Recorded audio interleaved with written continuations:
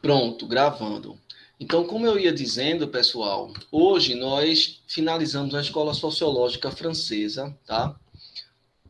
Com esse texto, Formas Primitivas de Classificação. É um texto clássico e importantíssimo da Escola Sociológica Francesa, que ele está dentro do escopo de trabalho do Marcel Mauss, tá? E ele é um texto que também foi escrito em parceria com o Émile Durkheim, mas é um texto assim que demarca ali o território antropológico da escola sociológica francesa, tá? É um texto que também está dentro dessa coletânea Grandes Cientistas Sociais, tá? É organizada pelo professor José Albertino Rodrigues, tá? Que a gente falou já na semana passada, na semana retrasada, tá? É uma coletânea pensada por Florestan Fernandes e aquele núcleo de cientistas sociais da USP, e periodicamente eles convidavam especialistas nos grandes cientistas sociais, né? Da nossa área, nos grandes cientistas da nossa área, para que eles traduzissem as obras dos grandes nomes das ciências sociais. Então, essa coletânea, tá? Ela foi traduzida pelo professor Rodrigues, Albertino Rodrigues, e hoje nós vamos tratar do Marcel Mauss, tá? Marcel Mauss, que é um personagem muito interessante da escola sociológica francesa, que apesar desse nome, Escola Sociológica Francesa, era uma escola interdisciplinar, né? Que tinha profissionais da filosofia, da psicologia, da psicanálise, da historiografia, da antropologia, da sociologia, tá? E, bom, esse é o Marcel Mauss. O Marcel Mauss, ele nasceu ali no, é, em 1872, entre 1870 e 1872. Deixa eu dar uma olhadinha aqui na Wikipédia para ver. O Marcel Mauss, ele nasceu em 1872, tá? Na capital francesa, em Paris, e morreu em 1950. E ele foi um dos grandes, digamos assim, divulgadores do método etnográfico, tá? Na França, tá? Mesmo não tendo ali uma trajetória de trabalho de campo, o Marcel Mauss, ele contribuiu imensamente para o refinamento do método etnográfico, tá?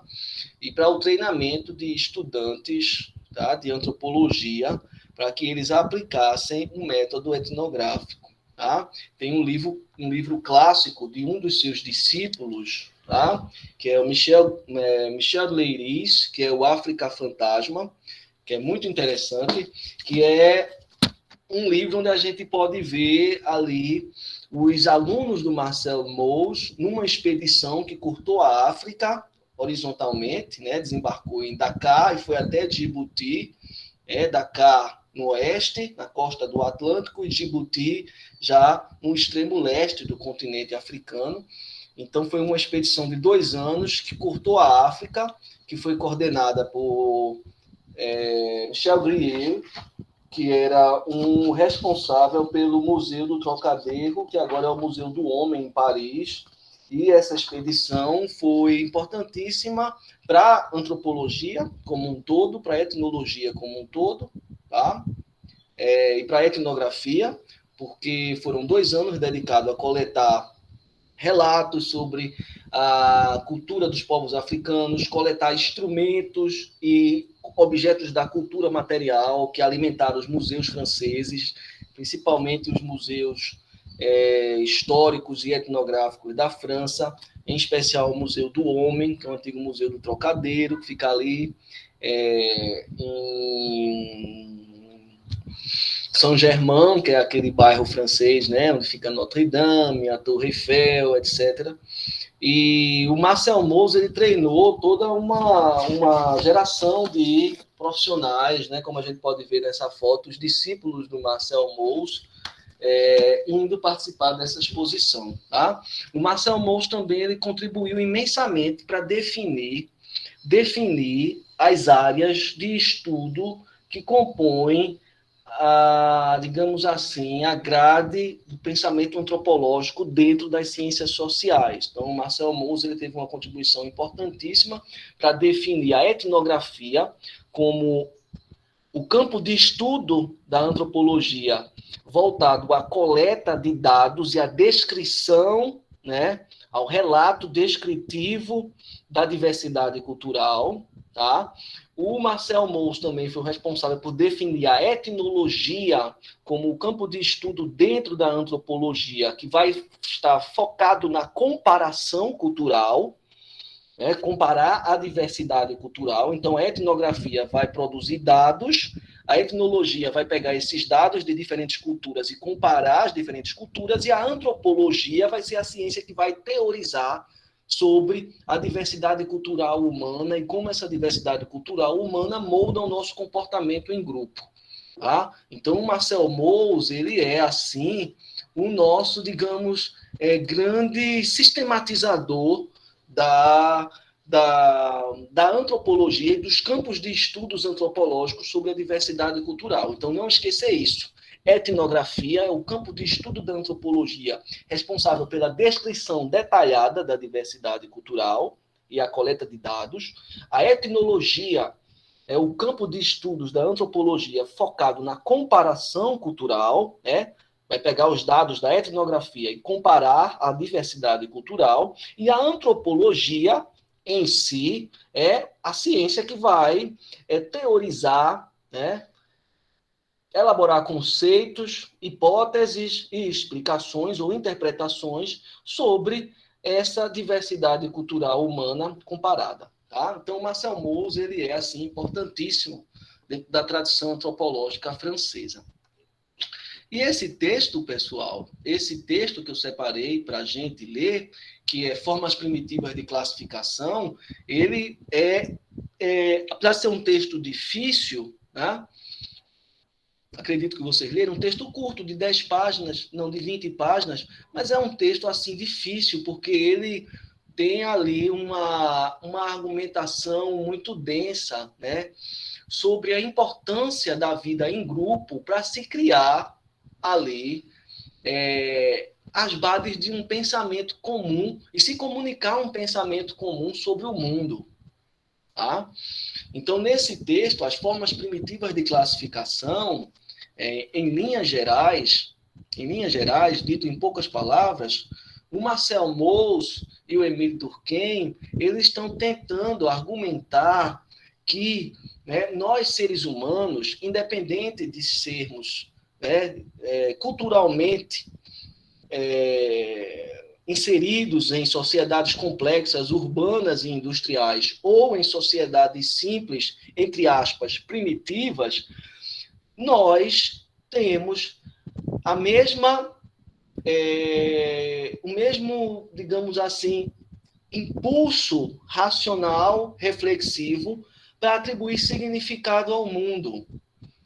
Né? E qual é, né, esse impulso? Né? Qual é esse ponto de partida que nós temos para atribuir significado ao mundo? A vida social. Tá? A linguagem, os conceitos, os significados que nós atribuímos ao mundo, os sistemas de classificação sobre o mundo, eles só surgem, só existem quando nós nos juntamos em grupo. Tá? Então, quando nós nos juntamos em grupo, né, que nós conseguimos compartilhar as nossas visões de mundo, estabelecer uma linguagem comum, e a partir dessa linguagem comum a gente vai classificar o mundo. Né? Céu, terra, norte, sul, preto, branco, fogo, água, né? Animais vertebrados, invertebrados, homo sapiens, né? Enfim, isso são sistemas de classificação.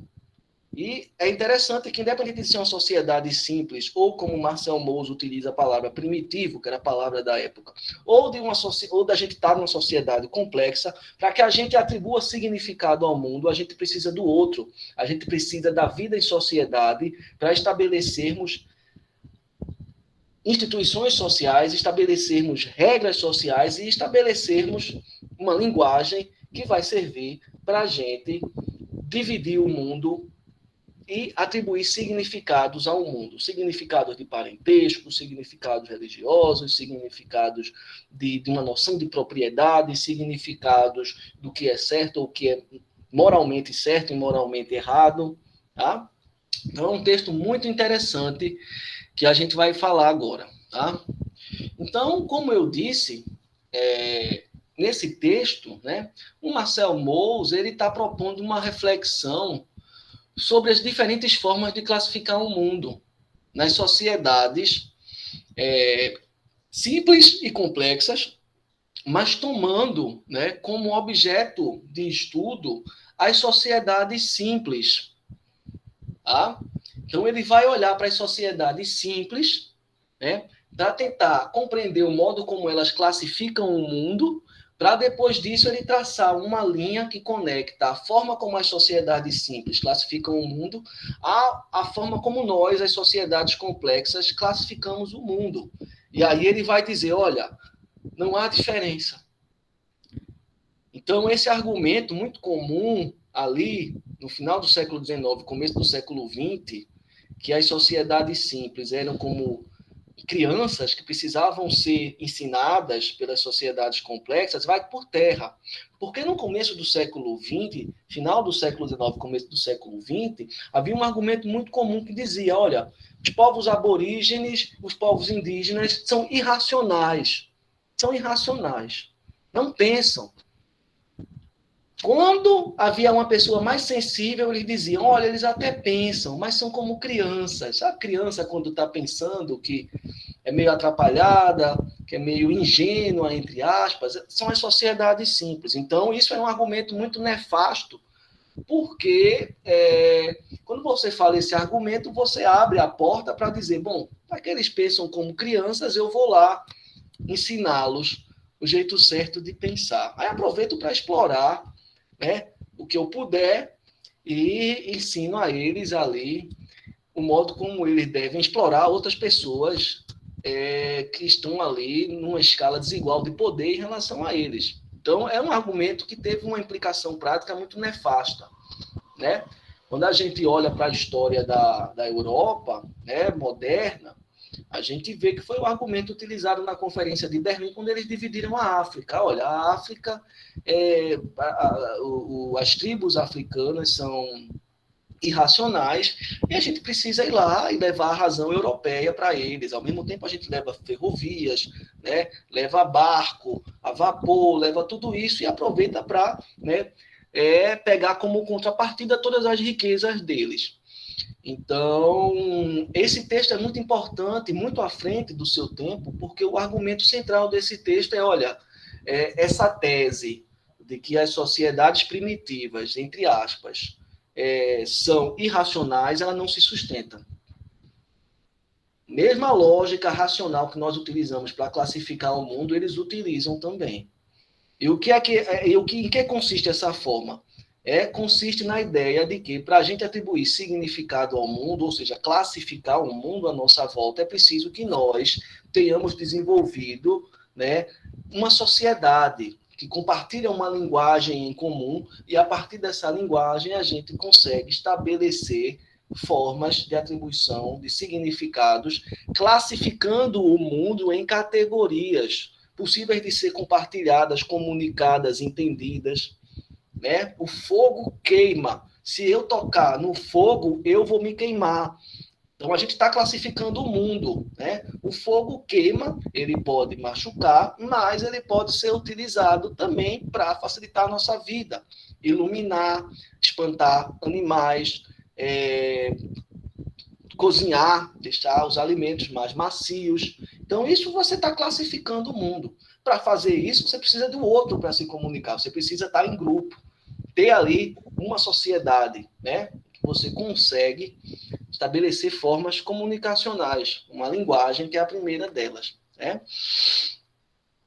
Então, esse... No final do texto, professor, que traduz o que o senhor falou agora, acho que é de Fraser. O homem, ele se foi dividido em clãs de acordo com classificações, e ele classifica as coisas justamente porque ele está dividido em clãs.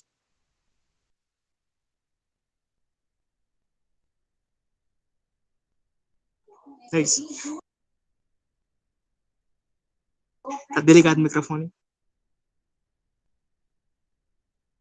Desculpa, Heitor. Muito obrigado, Heitor. Sim, o Heitor tá aí fazendo uma observação interessante, né? Que o Marcel Mauss ele está ali seguindo, né, aquela mesma tese do Fraser, né? Lembra quando a gente falou do Fraser, que ele estava ali pensando na evolução dos sistemas de produção de conhecimento, né? O Fraser era um evolucionista e ele estava pensando na evolução dos sistemas de produção de conhecimento. Primeiro, né, o campo de produção do conhecimento mítico, né, os mitos vão explicar e vão ser utilizados como o primeiro parâmetro para se classificar o mundo sobre o que é certo, o que é errado. Depois a questão do conhecimento religioso, por fim o conhecimento científico. Agora o Fraser, diferente do Mauss, o Fraser ele estabelece digamos assim, esse modelo explicativo, mas diferente do Mauss, o Fraser ele ainda sustenta essa tese, né, de que alguns grupos são primitivos ou são menos evoluídos em termos de sofisticação e complexidade, né, de formas de explicar o mundo, e esses grupos precisam evoluir. Então, o Fraser, ele, indiretamente, mesmo sendo, na minha opinião, o mais sofisticado dos evolucionistas, ele tem ali ainda ele ainda deixa essa tese no ar de que é necessário um empurrãozinho, digamos assim, para que os povos, entre aspas, primitivos evoluam. Tá? E quem vai dar esse empurrãozinho? Né? Subentende-se que a sociedade europeia, urbano-industrial, etc.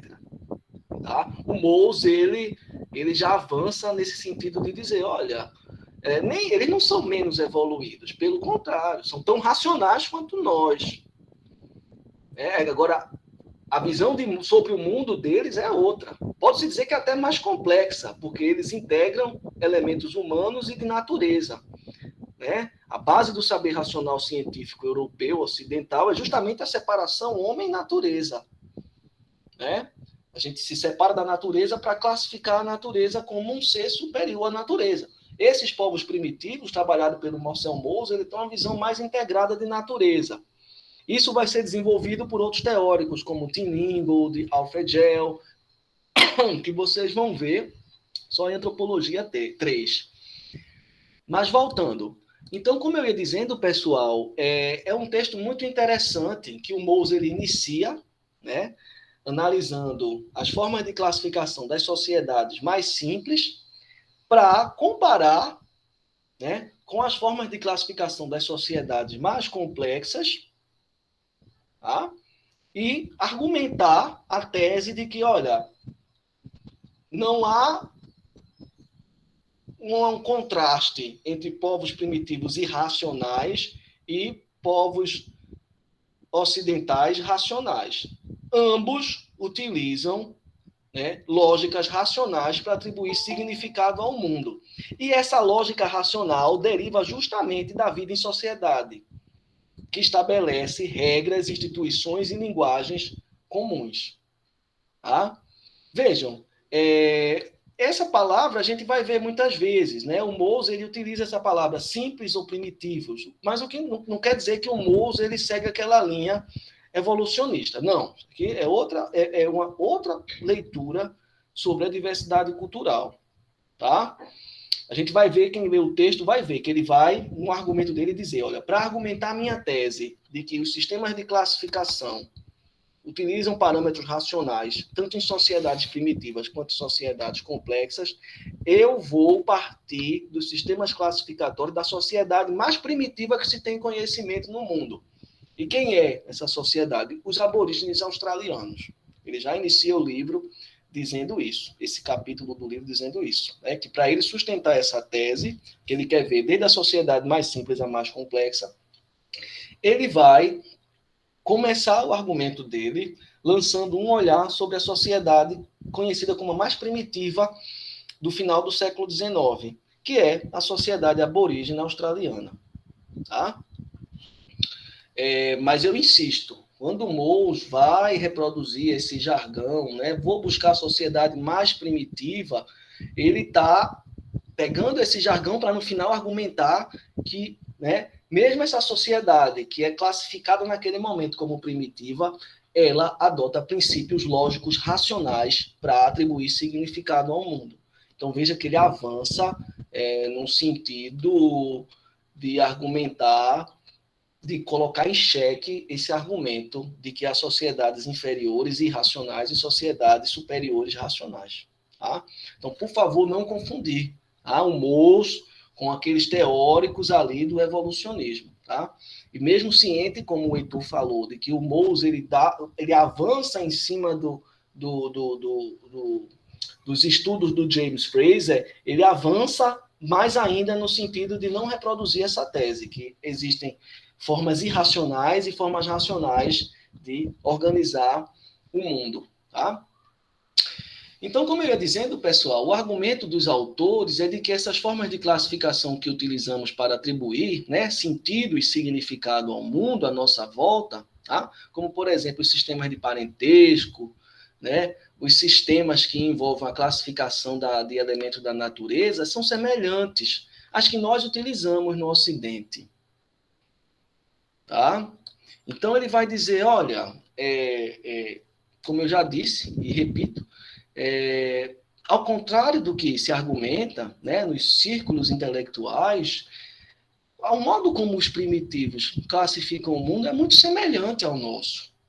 Eu fico imaginando uma roda intelectual, né, de homens brancos, heterossexuais, refinados, entre aspas, ouvindo isso numa mesa. Como assim, moço? Você está dizendo que aquele povo primitivo ali, que mal não sabe nem utilizar um talher, ele classifica o mundo seguindo a mesma lógica racional, derivada da Grécia e da Roma clássica que eu utilizo? Isso é uma piada. E o Mous, não, isso não é uma piada. Eu vou argumentar que a minha tese está correta. Então, o argumento deles é esse. Ou seja, tanto as sociedades simples quanto as sociedades complexas, segundo Marcel Mauss e Émile Durkheim, elas operam, né, elas trabalham seguindo princípios lógicos, né, dentro da sua própria racionalidade para atribuir sentido ao mundo à sua volta. Tá? E aí, para ilustrar isso, eu trago um exemplo. Se você pega, né, um europeu que nunca saiu, sei lá, de Paris, é quem está falando de Marcel Mauss, né, nunca saiu de Paris. Paris é uma cidade bastante urbanizada, né, e já era desde o século XIX. Então, você pega um europeu que nunca saiu de Paris, que está acostumado a se guiar no espaço, né, seguindo placas, seguindo as orientações de norte ou sul, que são lá ali, né, a própria divisão da cidade, planejamento urbano, né, seguindo os pontos geográficos de referência. Não, eu vou para cá para chegar na Torre Eiffel, para chegar em Notre Dame, eu vou para, né, preciso ir para o sul, preciso ir para o norte. Se você solta um europeu desse na floresta amazônica, né, essa lógica racional de significar o espaço e se locomover no espaço, ela não vai bater, ele vai ficar perdido. Pode dar uma bússola para ele, um GPS, o máximo que ele vai conseguir fazer é seguir as coordenadas, né, geográficas, mas ele vai ficar perdido. Né? Por quê? Porque para se guiar numa floresta, né, é uma lógica que ela não se restringe ao visual. Você vai ter que sentir os cheiros, o cheiro dos cursos de água, você vai ter que ouvir os barulhos, né, que o vento faz, o barulho que o próprio curso das águas faz. Você vai ter que utilizar os outros sentidos para poder se locomover pela floresta, além do visual. Né? Então, para você se locomover numa floresta, você utiliza uma série de elementos lógicos, racionais, apropriados para aquele lugar, para você conseguir se locomover. Então, não é uma coisa irracional. Você não está ali dentro da floresta amazônica e você sai para qualquer lugar abrindo uma trilha que você tem garantia de que vai ficar vivo. Se você abre uma trilha errada, você cai numa ribanceira e morre todo, né, quebrado lá embaixo. Então, são duas lógicas racionais que funcionam muito bem, cada uma no seu meio. Se você pega um nativo da floresta amazônica e joga em Paris, né, a grande chance dele ser atropelado por um bonde, dele ser atropelado por um carro, porque é uma outra forma de se movimentar naquele espaço, que também segue uma lógica racional do planejador, urbanista, etc. Então, quando o Mose e o Durkheim eles argumentam, né, que tanto as sociedades simples como as sociedades primitivas utilizam princípios lógicos dentro da sua própria cultura, né, para classificar o mundo, eles estão colocando, olha, em par de igualdade, olha, esses dois grupos, olha, ambos seguem princípios racionais. Tá? Não é um grupo seguindo o princípio irracional e um outro grupo seguindo o princípio racional. Ambos, dentro da sua particularidade histórica, né, cultural, desenvolveram lógicas, e aí lógica no sentido grego-romano, né, que é uma série de princípios racionais que vão guiar a tua vida naquele espaço. Tá?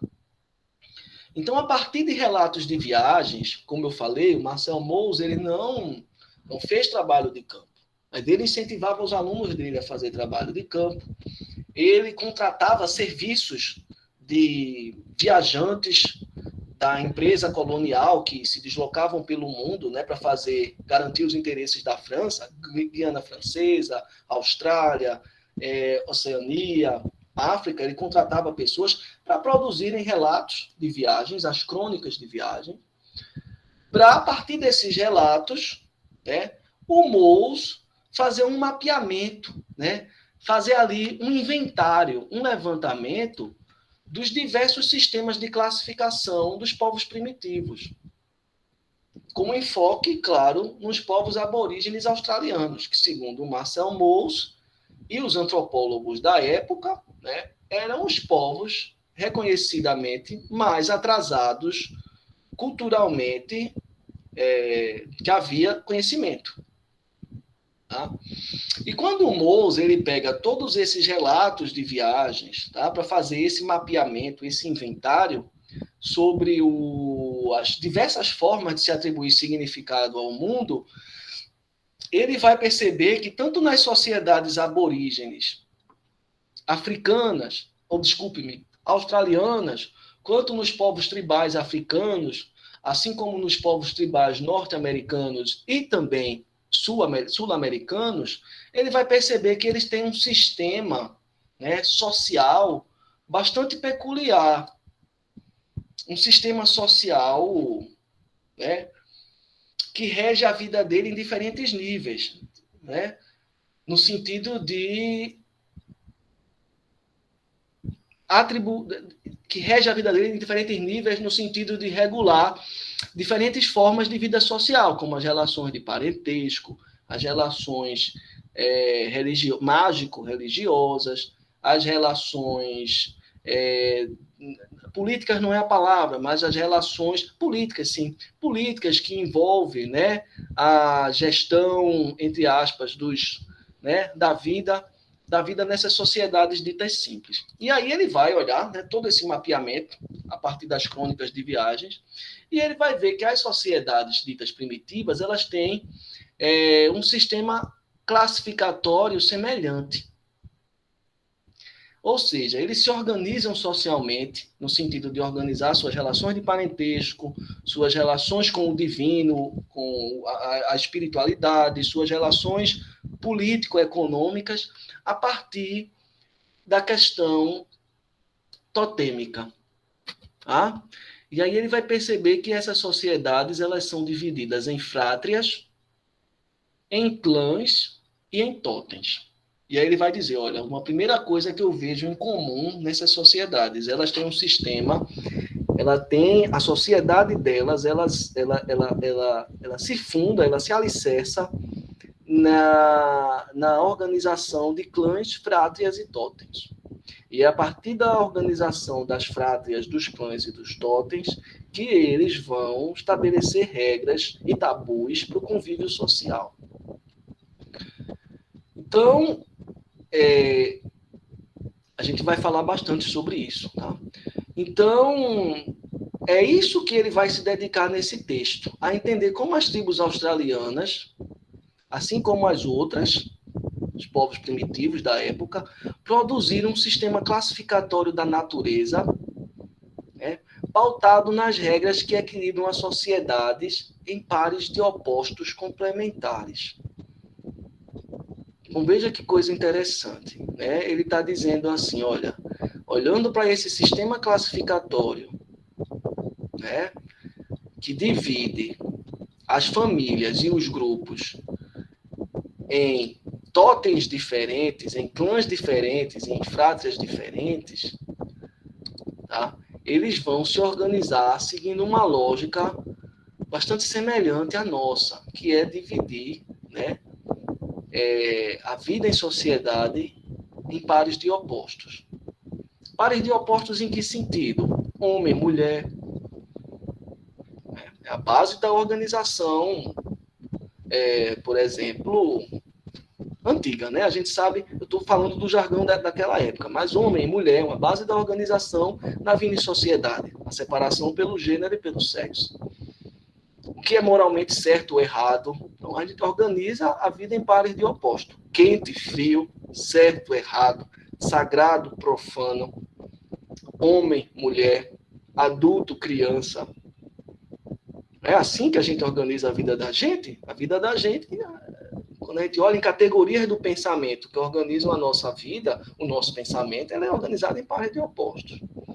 Então, o Mauss percebe uma primeira semelhança, tá? Quando ele olha para esse sistema classificatório, né, pautado no totem, nos cães e nas fátrias, ele olha uma primeira semelhança com as sociedades urbanas industriais, no que se refere à lógica de organização do pensamento humano, que é dividir o mundo à nossa volta em pares de opostos. Quem quiser mais informação sobre isso, sugiro que dê uma lida em Immanuel Kant, filósofo alemão, tá, que se dedicou bastante a entender as categorias do pensamento humano, né? Quais são as categorias centrais que fundamentam o pensamento humano. Tá? Quem tiver interesse em aprofundar isso. Tá? Para entender, né, o que é que o Mauss está querendo dizer em profundidade quando ele diz que a gente, né, organiza a nossa vida em pares de opostos complementares. Não são pares de opostos são pares de opostos complementares.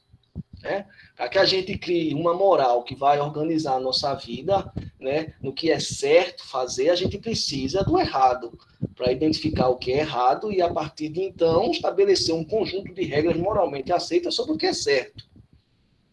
Né? Para a gente poder ir para o norte, geograficamente, a gente precisa saber aonde é o sul, para não ir para o sul. Então, assim, e a vida é organizada nesse sistema classificatório pautado em pares de opostos. Então, focando nesse sistema totêmico, para explicar para vocês, né, para a gente entender como é que esse sistema totêmico opera, organizando a vida social dos povos primitivos, semelhante à vida social dos povos complexos, ou seja, em pares de opostos, a gente precisa entender o que é cada conceito desse. Tá? Então, para a gente avançar, é importante a gente focar nisso, né?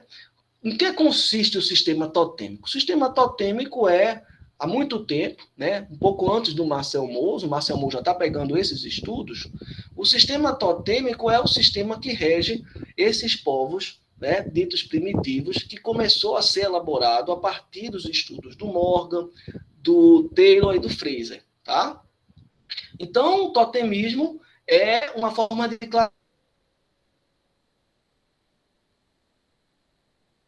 classificar ou sociedades simples. O sistema totêmico funciona assim: existe o totem, que é um animal, uma planta, um ser da natureza, um outro objeto sagrado para determinar o grupo social.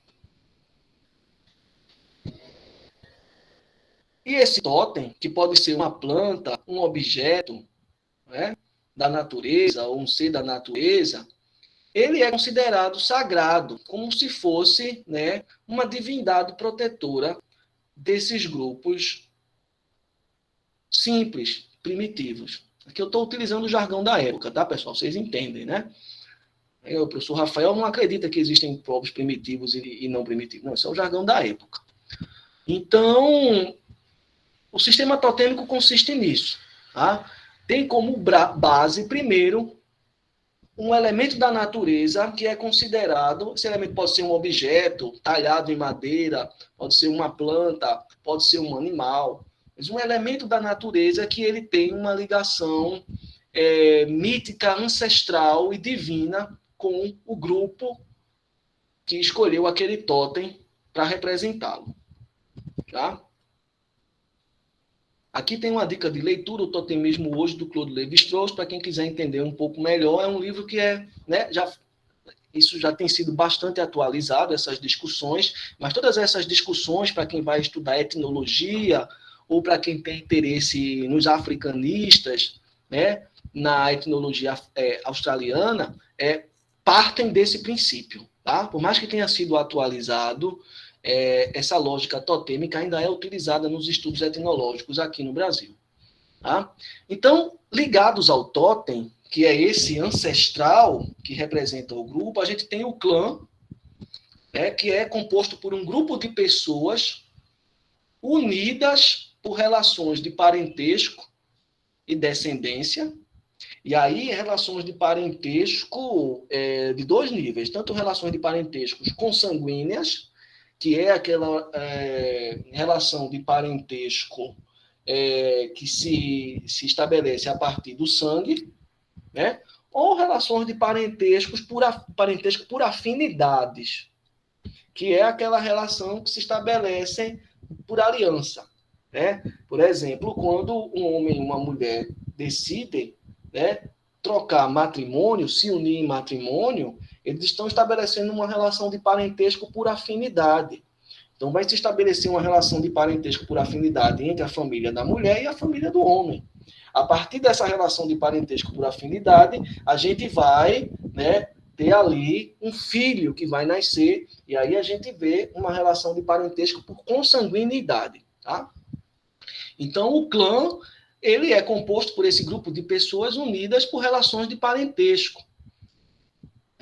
Então, você tem um totem, que é um ancestral comum, né, que ele é a representação de um clã, que é um conjunto de famílias, pessoas unidas em família, e também existem as frátrias, tá? Que são a união de diversos clãs, ou seja, de várias famílias ligadas em torno do interesse comum da vida em sociedade, num contexto de uma sociedade simples. Né? E quais são essas relações de interesse comum?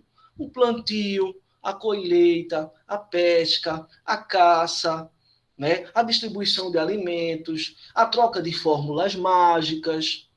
Né? Então, a gente tem o totem, que é o objeto de adoração e identificação, o clã, que é a junção de uma ou mais famílias por consanguinidade, ou também por afinidade, e as frátrias, desculpe, que é a união de famílias. Não, calma. A gente tem o totem, que é o objeto de adoração e identificação, a gente tem o clã, que é a junção de uma ou mais famílias por consanguinidade, e as frátrias, que é a união de famílias por afinidades relacionadas a interesses comuns, mas em relação opostas em seus clãs, por causa de seus totens. Essa parte aqui a gente tem que dar atenção, porque aqui é a chave da argumentação. Então eu vou repetir, tá? Então a gente tem o totem, que é o objeto de adoração e identificação de um grupo dentro de uma sociedade simples. A gente tem o clã, que é a junção de uma ou mais famílias, e a gente tem as frátrias, que é a junção e a união de várias outras famílias por afinidades relacionadas à caça e à pesca, tá? Mas que, ao mesmo tempo, elas têm alguns tabus, né? São famílias juntas, as frátrias são famílias que estão juntas por relações de interesse, mas, né, elas estão em relação de oposição por causa de seus clãs e seus totens. Como é que é isso? Aí a gente volta para esse quadro aqui. Tá? A gente tem a frátria 1 e a frátria 2. A frátria 1, ela tem 3 famílias que estão unidas numa relação de união e oposição. Em relação de união, porque o clã da ema, o clã da serpente e o clã da largata fazem parte da mesma frátria, mesmo cada um sendo representado por um totem diferente, o totem da ema, o totem da serpente e o totem da largata. Tá? Elas estão unidas, totens diferentes unidas numa mesma frátria, uma relação de união, mas uma relação de oposição, no sentido de que para eles casarem, eles não podem casarem entre si. Se eles quiserem estabelecer casamento, eles têm que procurar uma pessoa oposta à frátria 1, de clãs opostos aos clãs da frátria 1. Então, uma pessoa da classe matrimonial A, feminina, por exemplo, do clã, da frátria 1, vai ter que procurar... Desculpa, feminina não. Uma pessoa da classe matrimonial A, da frátria 1, ela só pode estabelecer casamento com uma pessoa da classe matrimonial A' da frátria B. Então, vejam, elas estão numa mesma relação complementar, mas de oposição. Se complementam e se opõem. Para elas estabelecerem casamento, as pessoas da frátria 1, elas precisam procurar pessoas da frátria 2. Porque se uma pessoa da frátria 1, do clã da ema, casa com uma pessoa da frátria 1, do clã da serpente, ela vai estar cometendo incesto. Porque elas fazem parte da mesma frátria, do mesmo clã. Tá? É um argumento complexo. É um argumento que requer você pagar uma disciplina de parentesco para você aprofundar. O que a gente precisa reter do argumento do Marcel Mauss e do Émile Durkheim para essa aula é entender o que é que ele está dizendo quando ele diz que toda essa sociedade, né, simples, aborígene australiana, ela está imersa em uma relação oposta de união e oposição. Tá? Como a gente vai entender isso? E aí temos esse mapa. Esse mapa não, esse quadro. Né? A frátria 1, né, ela está dividida em duas classes matrimoniais, em 3 clãs, e cada clã tem um totem.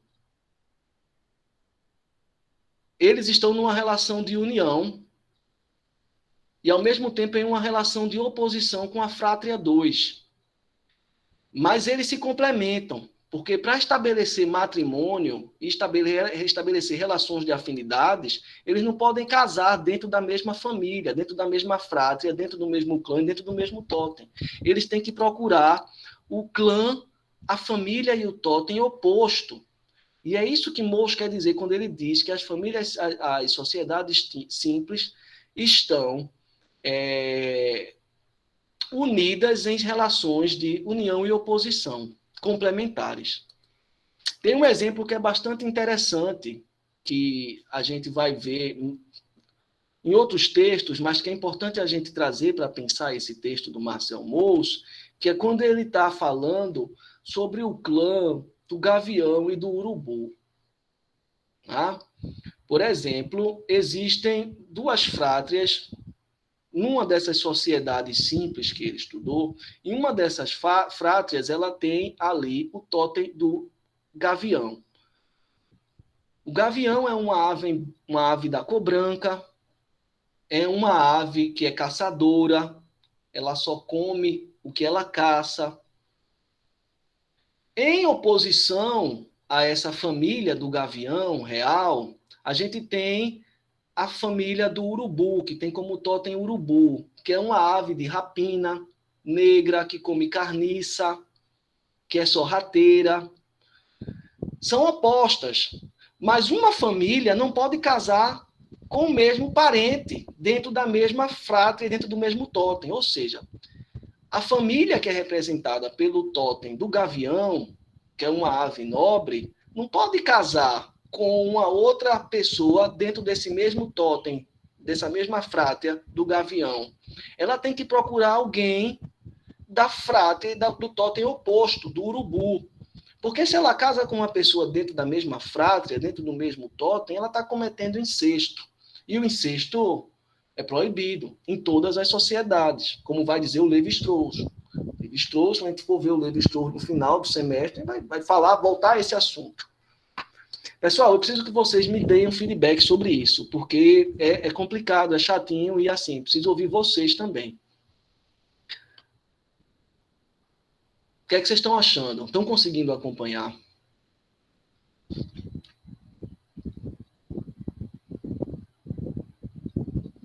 Então, como eu ia dizendo, Heitor, é complicado, mas vamos seguir adiante, tá? Vamos seguir adiante, Heitor. E é como eu disse, são assuntos que vocês estão vendo pela primeira vez agora.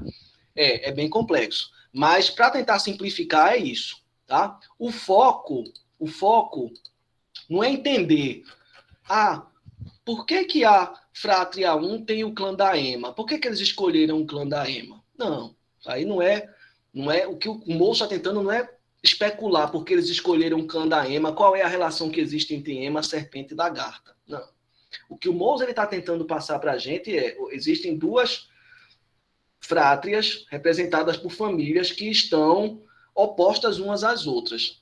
Mas para eles estabelecerem matrimônio, eles têm que procurar pessoas de outras famílias, de outras frátrias, em oposição. Né? O que está por trás aqui não é entender a lógica que levou eles a escolherem um corvo, do corvo poder casar com o clã da lagarta. Não. O que está em evidência aqui é a gente entender, tá, que para estabelecer esse sistema classificatório é preciso ter uma sociedade, é preciso ter uma comunicação, uma linguagem em comum, que você possa, né, estabelecer regras que vai possibilitar, por exemplo, que você estabeleça matrimônio sem cometer incesto. Tá entendendo? Então, como exemplo de relação de pares e opostos, temos o gavião, que é um caçador branco, e o corvo, ou urubu, que é um animal sorrateiro que vive de sobras de carne morta, ou seja, um animal ladrão, de uma cor diferente, preto. Então, são os totens opostos que influenciam na divisão dos clãs e frátrias, influenciando nas condições de possibilidade de matrimônio de diferentes classes. Então, quando o Moser está dizendo, né, que essas famílias estão numa relação opostas em seus clãs por causa de seus totens, mas que essas relações opostas são complementares, ele está dizendo, né, que esses grupos são os grupos que podem se relacionar entre si, respeitando a lógica de classificação totêmica para evitar o incesto. O que a gente precisa entender desse texto, tá, não é porque eles escolheram a ema, a serpente e a lagarta como totem. É como, ao escolher a ema, a serpente e a lagarta como totem, eles delimitam um arranjo, né, de parentesco aqui que impede que eles casem entre si. Então, os membros do clã da ema não podem casar com os membros do clã da serpente e tampouco casar com os membros do clã da lagarta. Senão eles vão estar cometendo incesto. Eles precisam casar com membros do clã da outra frátria. Clã do canguru, do gambá e do corvo, que são opostos a eles, para poder, né, fugir do incesto e estabelecer um matrimônio sem nenhum tabu, sem nenhum conflito, que vá acarretar num estado de anomia social para aquele grupo. Tá? Eu repito, informações mais aprofundadas vocês conseguem encontrar aqui nesse livro, que tem assim, vocês conseguem baixar na internet, o totemismo hoje. E claro, me fazendo perguntas, se não aqui, por e-mail, pelo WhatsApp, para que eu responda depois. Tá? Então, o argumento dos autores é de que a classificação primitiva não se origina a partir do totem, mas da forma como a sociedade classifica o mundo em pares de opostos complementares. O argumento dos autores é justamente esse que eu estou dizendo. Olha, a antropologia anterior, a antropologia evolucionista, estava querendo entender por que eles estavam escolhendo determinados totens. Qual era o arranjo racional que fazia eles escolher o totem do gavião, o totem do corvo, o totem da ema, o totem da lagarta, dentro de todos os elementos da natureza, para se representar. E o Moore está dizendo, não é isso que a antropologia tem que entender. O que a antropologia tem que entender é que essa forma de classificação, né, do mundo em pares de opostos complementares é uma lógica de classificação que se origina do próprio sistema totêmico, ou seja, do próprio sistema social. Então, ao invés da gente ficar pensando, por que eles escolheram a ema, é mais interessante a gente ver a função que o totem tem em organizar socialmente aquele grupo, né? Em organizar as relações sociais e evitar um estado de anomia decorrente de um possível incesto. Alguém ia falar? Alguém gostaria de falar? Se quiserem falar, é só me interromper, tá? Mesmo sendo um assunto difícil, isso levanta questões. Então, se tiver alguma questão, coloca, porque é melhor para abrir o leque de possibilidades para a gente trazer mais luz a esse tema. Professor, para mim, eu deixei um pouco mais simples em imaginar a questão do totem como uma estrutura religiosa que delimita essa estrutura social que são essa junção das frátrias. As frátrias, cada frátria é um certo número de clãs unidos, cada uma dessas frátrias tem um totem que elas escolhem, cada totem é um tipo de estrutura religiosa que delimita socialmente o que aquelas pessoas daquele clã, daquela frátria vão fazer. Perfeito, Heitor. Exatamente isso. É isso que eu preciso que vocês peguem. O totem, ele é uma organização, justamente, o totem, ele é um sistema de classificação, como você falou, que vai ser semelhante ao nosso sistema religioso, que vai dizer o que é moralmente certo e o que é moralmente errado. Né? Então, pensando isso no casamento, né, a gente tem ali uma série de pessoas que a gente não pode casar da nossa família para não cometer incesto. Tem primos que a gente não pode casar. Né? Jamais se pode casar com um parente como um irmão ou como uma irmã, porque isso é moralmente ruim, isso não é bom, não é socialmente aceito, não é socialmente aceito nem no nível científico, nem no nível da ciência biológica, da ciência natural, da ciência jurídica, por exemplo, nem da religião. Então, o totem, como o Heitor bem observou, o totem ele é, digamos assim, o bastião moral que vai regular as relações sociais, o que é permitido e o que não é permitido dentro da vida em sociedade nos grupos simples. E como o totem vai regular isso? Né? Cada totem ele é oposto ao outro. Ele é oposto ao outro. Mas como a gente não pode estabelecer matrimônio com as pessoas do mesmo totem, a gente precisa ir buscar os nossos parceiros num totem oposto. Então, a lógica não é que eles são opostos, vão guerrear, vão se destruir, um totem vai tomar. Não, a lógica é que eles são opostos, que eles competem, mas eles precisam um do outro para poder se desenvolver enquanto sociedade, estabelecendo relações de parentesco. Então, o que eu preciso que vocês peguem é essa explicação do Heitor, que o Heitor trouxe para a gente, que ele captou da leitura do texto e da minha fala. Tá? A ideia, como eu disse, não é ficar batendo cabeça, porque prego boia, porque barco afunda, mas por que eles escolheram um clã da ema? Não. Isso não chega a lugar nenhum. É a crítica que o Moore faz aos evolucionistas. Mais interessante da gente ver isso é a gente ver o totem como um instrumento, um bastião, que vai ter a função de regulamentar socialmente quem a gente pode ou não se relacionar sexualmente, quem a gente pode ou não estabelecer matrimônio, para não cometer o quê? O incesto, que é, em todas as sociedades, né, uma coisa que é inaceitável.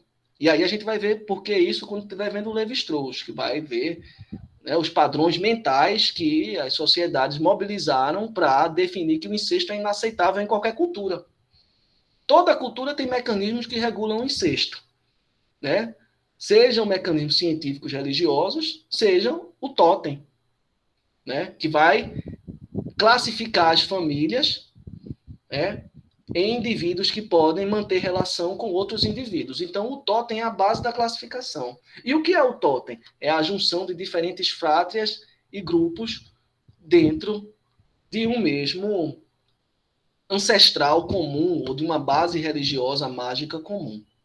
Mas deixa eu seguir aqui um pouco, para a gente não, né, avançar e para a gente ver se levanta mais questões que podem ajudar a iluminar esse tema.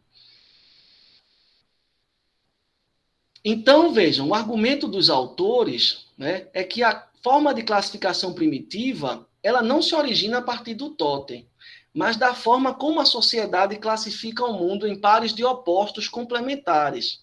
E como essa lógica de classificação origina e sustenta o próprio sistema totêmico. O que é que os antropólogos antes de Mous diziam? Não, a sociedade primitiva classifica o mundo a partir do totem. Por isso que não faz sentido, por isso que é irracional, porque eles ficavam tentando entender o porquê. Mas por que eles identificaram a ema como totem? Porque o gavião, eles pegaram o gavião para ser o seu totem. Não. O totem já é algo fruto da junção daquele grupo em sociedade e dos arranjos que em sociedade eles conseguiram estabelecer para evitar um incesto, para determinar com quem eu posso casar e com quem eu não posso casar. Então, quando esses grupos remotamente se juntaram, perceberam que é mais interessante para a vida em sociedade eles trocarem as mulheres do grupo, não se relacionarem com elas e trocarem as mulheres do grupo com outros grupos, se juntando em relações de afinidades e começaram a estabelecer parâmetros que regulassem isso, dentro desses parâmetros eles conceberam o totem como um instrumento classificatório que vai dizer, olha, aqui é um grupo A, aqui é um grupo B. Esse grupo A é representado pelo totem do gavião, que está em oposição ao totem do corvo, porque o gavião é um animal nobre, o corvo é um animal sorrateiro. Mas, ao mesmo tempo, eu não odeio o clã do corvo, eu preciso do clã do corvo, porque eu não posso me casar dentro do clã do gavião, eu tenho que me casar dentro do clã do corvo. Né? E isso vai regular todas as relações sociais de parentesco, religiosa, as relações com a natureza desses grupos. Então, o Mous ele vai inverter a lógica explicativa dos evolucionistas, que estavam focados tentando entender os significados por trás da escolha de determinados elementos da natureza como representativos de um clã, de uma fátria, por meio de um totem. O Mous vai dizer, não, é mais interessante a gente ver como esse sistema totêmico é um derivado da vida em sociedade, ou seja, do momento em que os indivíduos deixaram de ser sedentários, passaram a ser nômades, do momento em que os indivíduos deixaram de praticar o incesto e viram que era mais aceitável, mais apropriado procurar matrimônio em outros grupos, eles passaram a atribuir significado a isso, ou seja, eles passaram a classificar os grupos em que são possíveis estabelecer matrimônio ou não, para evitar o incesto, para evitar a desagregação social, que é um estado de anomia. Tá? Então, eles classificam o mundo, as sociedades primitivas, especialmente as possibilidades de matrimônio, porque estão divididos em clãs e só podem se casar em classes matrimoniais opostas. É a divisão em frátrias e em clãs ligadas a um totem que molda a divisão em classes matrimoniais. Entende? Então, para que eles estabeleçam relacionamento, eles precisam, primeiro, classificar, né, com quem eu posso, né, ter relações e quem eu não posso. E aí, uma vez que eu classifico todo o grupo em quem eu posso ter relações e quem eu não posso, aí eu vou, né, poder estabelecer matrimônio, poder estabelecer uma família, poder estabelecer matrimônio em uma família dentro de um clã, né, me unindo com outro clã, que é oposto, né, me juntando em relações de afinidades, que não são só consanguíneas, tá? E isso vai manter a ordem social, evitando um estado de anomia. Então, qual é o resumo da ópera? Mesmo as sociedades primitivas, como as aborígenes, têm seus sistemas de classificação. que atribuem significado ao mundo seguindo princípios lógicos, a partir do modo como a sociedade estrutura suas regras e lógica de comunicação. Então, por isso que os evolucionistas atribuíam a esse sistema um adjetivo de irracional, porque eles não viam razão pela escolha dos totens, pelos clãs. Os clãs escolhiam esses totens, eles não viam razão. A lógica e a racionalidade não está no porquê determinado totem foi escolhido, mas está no modo como um totem ele só é definido em oposição a outro. Então, depois que você passa a olhar, né, para o totem e o modo como ele está em oposição a outro, e como essa oposição permite que se estabeleça uma relação de casamento, você abre um leque para poder analisar a função que cada totem desse tem na organização social desses grupos, dessas sociedades ditas primitivas. E tem uma lógica racional por trás, voltada para impedir que relações incestuosas aconteçam, porque é proibido, é um tabu, que pode desagregar todo o grupo. Tá? Então, o Mose está falando de um costume particular, o totem, para chegar num costume geral, que é o modo como uma consciência coletiva que se manifesta no social influencia a espécie humana na sua classificação do mundo, na classificação dos elementos da natureza, na classificação dos arranjos sociais, na classificação do que é permitido ou não é permitido, com quem eu posso me relacionar, com quem eu não posso me relacionar. Então, o totem é uma instituição social semelhante ao que o Heitor falou, como nós temos a nossa religião, né, a instituição social religião, né, que vai moralmente estabelecer parâmetros com quem eu posso me relacionar e com quem eu não posso me relacionar. Tá? E aí,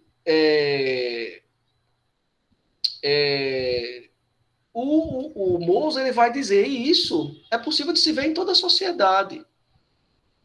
Mesmo as famílias da realeza, né, que tem aquele hábito de fazerem casamentos arranjados entre parentes, elas têm ali formas de fazer os casamentos de modo que se evitem relações incestuosas. E aí o argumento dele é, olha, em todas as sociedades, sejam primitivas ou civilizadas, existem, né, uma forma de classificação pautada na ideia dos pares de opostos, pautada numa instituição que representa uma moral mágica ou religiosa, né, voltada, né, para impedir que se estabeleçam relações incestuosas, cuja finalidade última é, a partir disso, promover ordem e organização social. Ah? Então, o Mose está argumentando o seguinte, né? Para que haja essa instituição religiosa, seja o cristianismo no Ocidente, e existem várias outras instituições religiosas, né? Judaísmo, etc, etc. O cristianismo no Ocidente, seja o totem nas sociedades simples, né? Você precisa estar em sociedade. Para você estabelecer um sistema classificatório como esse, por exemplo, você precisa se juntar em grupo, estar em sociedade. Você não se junta em sociedade por causa da moral religiosa. Você não se junta em sociedade por causa do totem, como diziam os evolucionistas. Diziam, não, eles se juntam em sociedade por causa do totem. Não. A instituição religião e a instituição totem, para ela existir, primeiro a gente tem que se juntar em sociedade. Primeiro a gente tem que estabelecer regras de convívio comuns. É a partir da junção em sociedade que a gente consegue pensar numa instituição religiosa, que vai adquirir uma racionalidade própria, né, enquanto instituição, e vai, né, reproduzir nos indivíduos o que é moralmente certo, o que é moralmente errado, a fim de evitar o incesto e a fim de promover relações matrimoniais, né, com grupos que às vezes estão em pares de opostos, mas que são complementares. Tá? Então, semelhante à lógica totêmica, que classifica o mundo a partir de pares de opostos complementares, a ciência também é uma forma de classificar o mundo seguindo lógicas duais, seguindo uma lógica de divisão em pares de opostos complementares, como eu já falei no começo da aula. Porque a gente vai ler Aristóteles, o Organon, que é um livro onde o Aristóteles se consolida como o pai da ciência. Quando o Aristóteles lança o seu Organon, que ele vai estabelecer, né, a ciência como o campo de pensamento filosófico que vai classificar o mundo, né? E até hoje a gente olha, e isso faz sentido, a ciência ela trabalha com classificação em pares de opostos. Norte, sul, leste, oeste, preto, branco, homem, mulher, macho, fêmea, vertebrado, invertebrado. É a mesma lógica que segue as sociedades primitivas. Então vejam como o moço está sendo sofisticado. O moço está dizendo, olha, eles utilizam a mesma lógica que o nosso pensamento científico herdado lá da Grécia clássica com Aristóteles, ele utiliza, que é a lógica classificatória do mundo em pares de opostos, o que é certo, o que é errado, o que é do sagrado, o que é do profano. O incesto é profano, não pode acontecer. Tá? Então, a lógica do pensamento científico, semelhante à lógica totêmica, ela vai dividir o mundo em pares de opostos. Tá? Então, é quando a gente se junta em sociedade que a gente vai começar a estabelecer significados ao mundo, vai compartilhar esses significados entre os nossos pares e vamos estabelecer um sistema de classificação do mundo.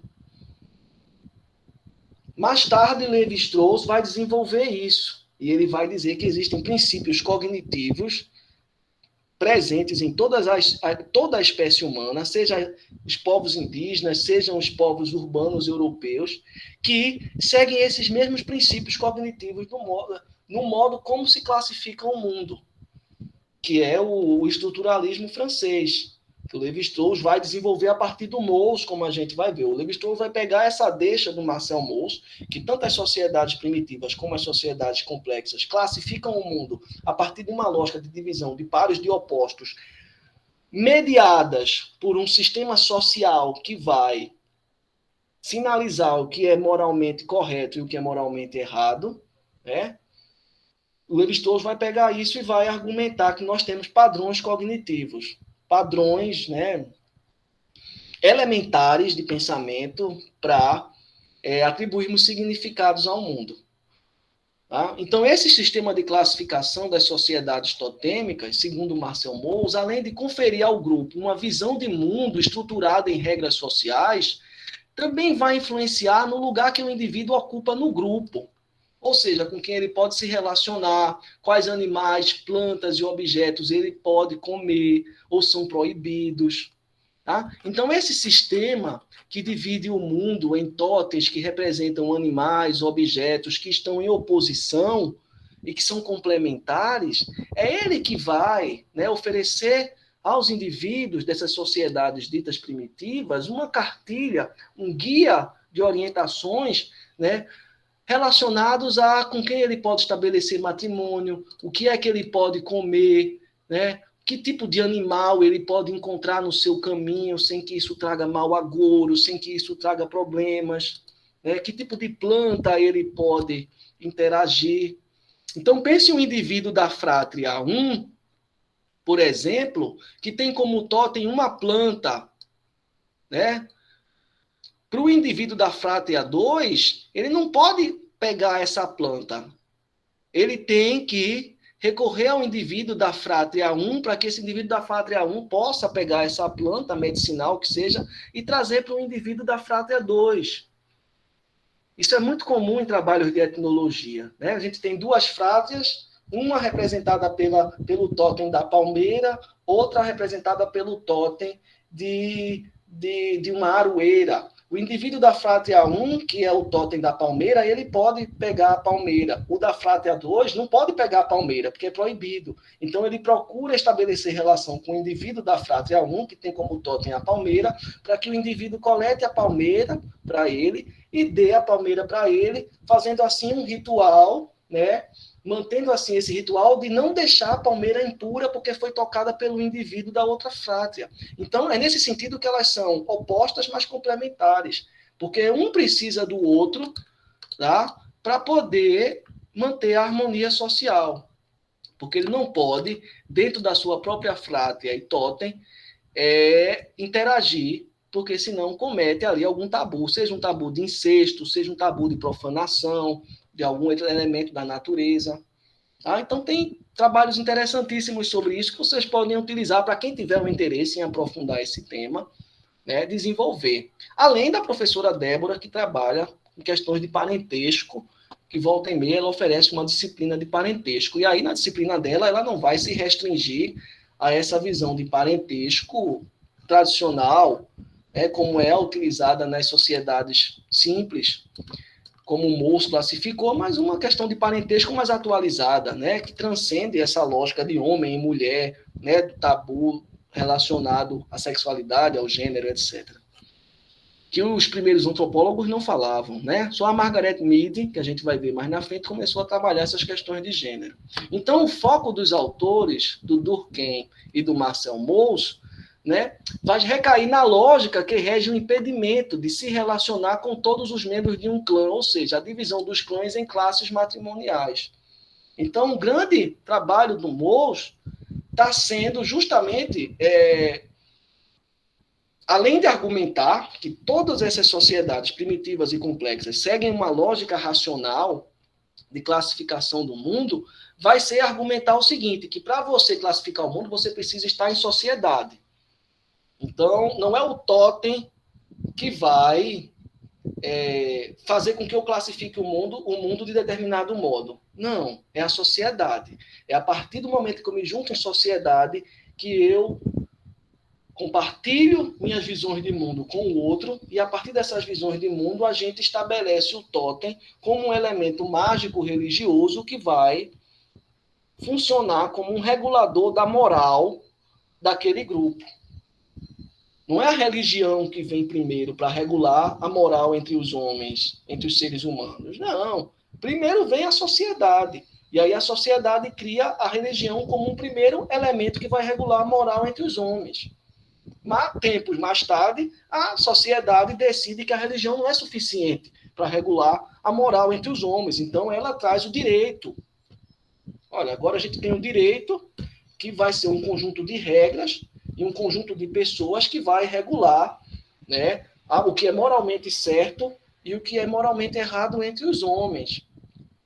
O direito é um campo científico, né? É um direito romano que até hoje a gente utiliza atualizado, claro, em alguma medida. Então, qual é o argumento fundamental que eu acho um argumento sofisticadíssimo? Olha, esse argumento de que é a religião que gera a sociedade, de que é o totem que gera a organização social, não. Tanto o totem como a religião, elas vêm depois que os indivíduos se juntam em sociedade. Então, é necessário que os indivíduos se juntem em grupos para estabelecer os seus sistemas classificatórios. E quando os evolucionistas diziam que primeiro vinha o totem, e a partir do totem os indivíduos se organizam em sociedade, os evolucionistas estavam negligenciando, né, o fato de que, olha, o totem é só mais um elemento que foi criado socialmente. Ela é uma instituição social. E aí a gente entra naquela argumentação da escola sociológica francesa, né, que é clássica, né? Ou seja, assim como a lógica de classificação das sociedades complexas, que é pautada na razão científica, né, as sociedades simples também adotam uma lógica hierarquizada de classificação, né, visando tornar legível esta forma de classificação aos demais membros do grupo. A sociedade não é produto do pensamento classificatório. São os próprios quadros da sociedade que servem de quadros para o sistema classificatório. É aquilo que o Durkheim sustenta, né? Primeiro os indivíduos se juntam em grupo, para depois criar as instituições sociais. Depois as instituições sociais adquirem uma racionalidade própria, que vai transcender os indivíduos, e a partir disso, cada indivíduo que nasce no grupo já nasce dentro dessa lógica transcendental das instituições sociais. Então, primeiro os indivíduos precisaram se juntar em grupo para conceber o totem como uma instituição social reguladora da moral, do que é sagrado e do que é profano. Depois o totem ele vai começar a transcender os indivíduos, vai virar, né, vai transcender os indivíduos, vai adquirir uma racionalidade transcendental e vai regularizar as relações desses indivíduos em grupo, separando os indivíduos em dois grupos que são opostos, mas que, para sobreviver, um precisa do outro. Então, o grande argumento deles é esse, é que primeiro vem a junção dos indivíduos em sociedade. Só a partir disso que os indivíduos estabelecem as instituições sociais, e essas instituições sociais vão trazer a base para que eles atribuam significados ao mundo à sua volta. Tá bom? Pessoal, a gente vai voltar a tratar essas questões. Tá? A gente fez só uma primeira apresentação dessas questões aqui. Tá? Então, quem teve dificuldade para entender e ficou ali tímido, não quer perguntar ou não quer trazer as suas questões, a gente ainda vai tratar essas questões quando a gente estiver vendo a escola inglesa, porque a escola inglesa ela vai surgir desses desdobramentos. Então, a gente vai ver Radcliffe Brown, né, que vai se dedicar a entender essas questões. A gente vai ver o Malinowski, mas com questões metodológicas. Tá? E agora, pessoal, eu queria que vocês ficassem aqui. Tá? Primeiro, eu queria saber se vocês têm alguma questão que vocês queiram fazer, alguma curiosidade. Não precisa ser nenhuma questão, né, daquelas para sofisticada. Não, professor, eu tive uma dúvida nisso, eu não sei se eu entendi certo. Se vocês não tiverem nenhuma questão, eu vou querer falar de duas coisinhas fundamentais. Alguma dúvida, pessoal?